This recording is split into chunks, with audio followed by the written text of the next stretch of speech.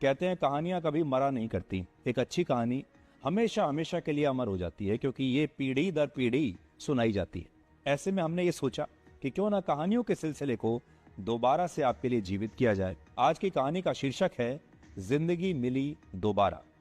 आज की कहानी के मुख्य किरदार हैं स्टैनफोर्ड यूनिवर्सिटी के एक प्रोफेसर जिनका नाम है डॉक्टर डेविड फॉर्मन। ये बात है वर्ष 2016 की।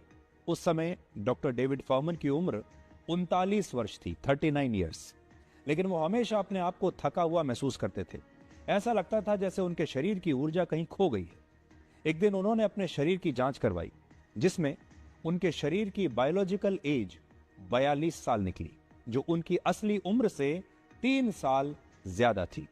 इसके बाद डॉक्टर फॉर्मन ने रिवर्स एजिंग का एक प्रयोग शुरू किया और इस प्रयोग के लिए उन्होंने अपने आप को ही चुना, यानी यह प्रयोग उन्होंने अपने ऊपर शुरू कर दिया। वो अपनी पत्नी और 2 बच्चों के साथ कैलिफोर्निया के एक जंगल में रहने के लिए चले गए।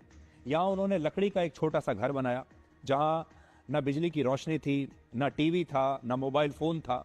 घर में कुर्सियां तक नहीं थी। शाम 7:30 बजे के बाद लाइट बंद कर दी जाती थी और रात में सिर्फ मोमबत्ती की रोशनी रहती थी। उन्होंने घर में केमिकल्स का इस्तेमाल भी बंद कर दिया और इस दौरान सिर्फ घर में पका हुआ और प्राकृतिक खाना ही उन्होंने खाया। प्रोसेस्ड फूड और बाजार का खाना खाना बिल्कुल बंद कर दिया। इस दौरान वो पास की नदी से मछली पकड़ते और जंगल से ताजा फल और सब्जियां तोड़कर लाते थे और उन्हीं को खाते थे।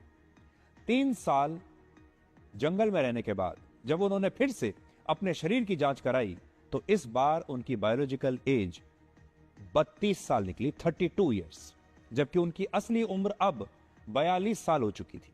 यानी उनका शरीर 10 साल जवान हो चुका था।